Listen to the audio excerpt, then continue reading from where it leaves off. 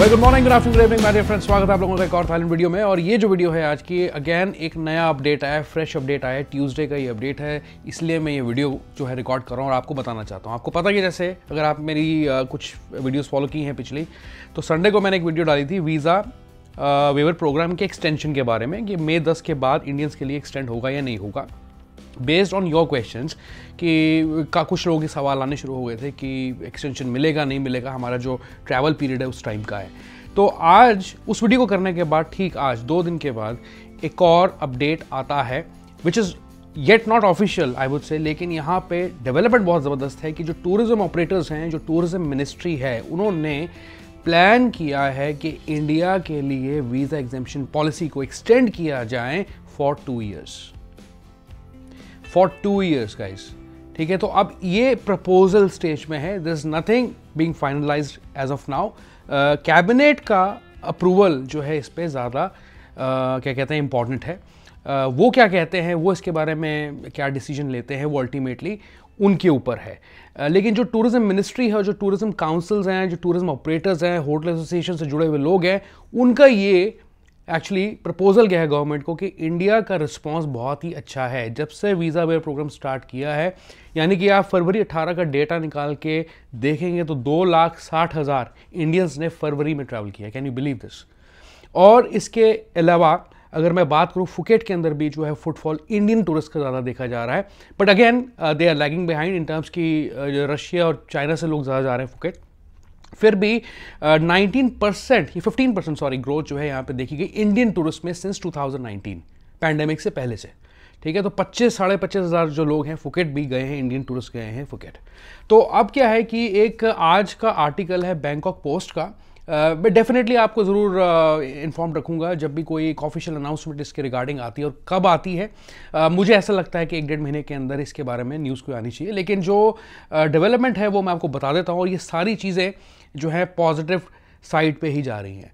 तो यहाँ पे दिया है कि tourism operators have urged the government to discuss a long term mutual visa free scheme between Thailand and India which is set to become the 3rd largest economy in 2027। तो उनको ये लग रहा है कि जो इंडियन इकोनॉमी है it will grow and become 3rd most powerful economy in the world by 2027. Tourism Council of Thailand said the current temporary visa exemption for India had helped to accelerate the Indian market. तो Indian tourist के अंदर और Indian market की अगर वो बात करें तो उन्होंने यहाँ पे काफ़ी चढ़ाव देखा है टूरिज्म में। She said positive momentum should continue for all of 2024 as the tourism ministry planned to extend the scheme for 2 years after the current scheme ends on May 10th. Can you believe this? The Indian market provided the 5th largest arrivals with 2,58,269 tourists as of February 18th. जो figures निकल के आए हैं पूरे महीने की, फरवरी 18 मतलब पूरा अभी महीना भी फरवरी का ख़त्म नहीं हुआ है, उसके अंदर फुटफॉल इतना ज़बरदस्त देखा गया है। She said Indian expenditure could be around 60,000 to 1 lakh Thai baht for a trip of around 7 days in Thailand. तो इतनी परचेजिंग पावर है, स्पेशली जो टीयर 2 सिटीज़ हैं या टीयर 3 सिटीज़ हैं उनको भी टारगेट करने की कोशिश कर रहे हैं। फॉर इंस्टेंस जैसे कि अमृतसर और पुणे से इन्होंने आई थिंक फ्लाइट्स वगैरह शुरू की थी, तो और सिटीज़ को भी टारगेट करना चाहते हैं क्योंकि इनको ऐसा लगता है कि और सिटीज़ के अंदर भी इतना पोटेंशियल है, परचेजिंग पावर है कि लोग ट्रैवल कर सकते हैं थाईलैंड और टूरिज्म जो है इनका अच्छा जा सकता है। तो यहाँ पढ़े आप ध्यान से कि India 2nd tier cities which have strong demand and high purchasing power such as Amritsar and Pune, this market has the potential for business meetings, incentive trips and wedding ceremonies which would cost 50 to 100 million baht each, har ek event. President of Southern Chapter of Thai Hotel Association said that India remained in the top 5 largest arrivals in Phuket. 25,524 Indian tourists ने entered Phuket via its international airport, following only Russia and China, with the numbers of Indians surpassing that of 2019 by 15% of growth, with 15% of growth.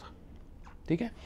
अभी एक और positive चीज़ आपको बता दूं यहाँ पे, जो इनके प्राइम मिनिस्टर हैं श्वेता, उन्होंने भी एक अभी स्पीच दी है गवर्नमेंट हाउस में वहाँ पे और कहा है जो मेजर प्रायोरिटी है थाईलैंड के लिए वो है tourism hub, to promote Thai soft power, to remove all travel restrictions by granting visa free to several countries, जो दिया है आप स्क्रीन पे भी देख लें, to enhance tourism across every province, including both primary and secondary cities, to amend regulations that hinder tourism, example, service hours, sale of alcohol beverages, to attract global events, example, concerts, art, exhibitions to Thailand. ये बहुत ज़्यादा important point है मेरे हिसाब से, क्योंकि अभी recently आपको बताऊं कि कोल्ड प्ले का कॉन्सर्ट हुआ, मुझे बताया किसी ने कि वहाँ पे इतना इंडियन गया है कि पूरा सुखमवित जो है इंडियन से भरा हुआ था अब की बार। फिर दूसरा एक और आप पढ़ें इनके बारे में, Thailand vision of 2030, tourism hub, wellness and medical hub, agriculture and food hub, aviation hub, logistic hub, future mobility hub, digital economy hub and financial hub. तो गाइज ये है सारी बात, लेकिन इसके साथ कुछ चैलेंजेस मुझे लगते हैं ऑन अ पर्सनल नोट, क्योंकि जो फ्लाइट फेयर्स जब मैं देखता हूँ थाईलैंड के, कभी भी आगे 1-2 महीने के ऑफ सीज़न के देख लूँ, पीक सीज़न के देख लूँ, जो फ्लाइट है वो 27,000, 30,000, 32,000, 35,000 तक चली जाती है, विच इज़ वेरी डिस्करेजिंग। ठीक है, उसके बावजूद अगर इंडियन टूरिस्ट इतना जा रहा है, that's a very positive indicator. लेकिन फ्लाई अगर ये कुछ करना चाहते हैं इसको लेके, वीज़ा एग्जेम्पशन पॉलिसी की अगर ये बात करते हैं, 2 साल की एक्सटेंशन की बात करते हैं, इससे ज़्यादा इंपॉर्टेंट ये है कि जो स्टे पीरियड है, यूजुअली जो इंडियंस होते हैं 4-5 दिन 7 दिन के लिए जाते हैं और वापस आ जाते हैं, लेकिन जो स्टे पीरियड अगर 30 डेज से बढ़ा के ये 60 डेज़ का कर दें या अप टू 90 डेज़ का कर दें, क्योंकि अगर ये परमानेंट 2 साल के लिए ये एक स्कीम है, तो बहुत सारी यूरोपियन कंट्रीज़ हैं जो कि 90 डेज़ तक रह सकती हैं थाईलैंड में, राइट। तो उसी एंगल से, उसी पर्सपेक्टिव से इंडिया का जो स्टे पीरियड भी है इसमें ज़्यादा बढ़ाना चाहिए, बिकॉज लोग काफ़ी हॉप करते हैं, थाईलैंड आते हैं, फिर चले जाते हैं, फिर कहीं और चले जाते हैं, फिर आ जाते हैं।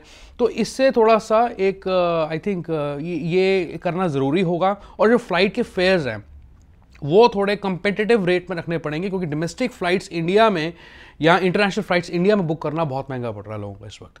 तो इनको 2 चीज़ों पे काम करना चाहिए। तीसरी चीज़ जो मैं समझता हूँ कि अगर ये इतना पोटेंशियल इंडियन मार्केट में देख रहे हैं और लार्जेस्ट इकॉनमी बताने लगे हैं by 2027, they should also work towards the long term resident and investment visas for Indians, क्योंकि लॉन्ग टर्म रेजिडेंट वीज़ा जो है इनका इतना आसान नहीं है लेना, और इतनी जल्दी से मिलता नहीं है, और उसके लिए बहुत ज़्यादा आपको लंबी चौड़ी इन्वेस्टमेंट दिखानी पड़ती है। एंड बिजनेस स्टार्ट करो तो उसमें थोड़े वीज़ा के चैलेंजेस आ जाते हैं, वर्क परमिट्स में चैलेंजेस आए। वर्क परमिट की तो मैं ज़्यादा बात करता भी नहीं, बिकॉज वर्क परमिट का ये होता है कि थाईलैंड की जो इकॉनमी देखिए पूरी टूरिज्म पे चलती है, ठीक है। तो अगर वहाँ जॉब्स निकलेंगी तो वो फॉरनर को देना प्रेफर नहीं करेंगे, वो जॉब्स अपने जो उनके नेटिव्स हैं उनको देंगे। और जो एजुकेशन की बात करूँ या एजुकेशन वीज़ास की बात करूँ, उस पर बाय द वे एक वीडियो आने वाली है, तो मैं किसी भी टाइम वो वीडियो डाल दूँगा, तो आप देख लेना कैसे आप थाईलैंड में रह सकते हैं लंबे समय तक और क्या क्या ज़रूरत होती है, क्या रिक्वायरमेंट्स होती है, सब वीडियो में डिस्कस करूँगा। लेकिन फिर भी जो इंग्लिश जो कल्चर है वो बहुत कम है और इंग्लिश एजुकेशन बहुत ज़्यादा कम है थाईलैंड में, तो उस पर्सपेक्टिव से भी देखा जाए तो चीज़ें नहीं हो सकती इतनी आसानी से। लेकिन इन्हें लॉन्ग टर्म रेजिडेंट या इन्वेस्टमेंट वीज़ास पे काम करना चाहिए विद मिनिमम इन्वेस्टमेंट। ज़्यादा नहीं बोलता, तो जो आर्टिकल है उसका लिंक मैं डिस्क्रिप्शन में आपको दे देता हूँ, आप देख लीजिए, खुद पढ़ लीजिए, तसल्ली कर लीजिए कि हमारी जो बात है वो सच होती जा रही, जो मैंने संडे को वीडियो डाली थी। और मुझे भी ये एक्सपेक्टेशन नहीं थी कि ये 2 साल के लिए करेंगे। अब हुआ तो कुछ नहीं है, अब ये प्रपोजल स्टेज पे है, गवर्नमेंट का कैबिनेट का डिसीजन है कि वो इसके बारे में आगे क्या कहते हैं और कितने टाइम के लिए एक्सटेंशन प्रोवाइड करते हैं।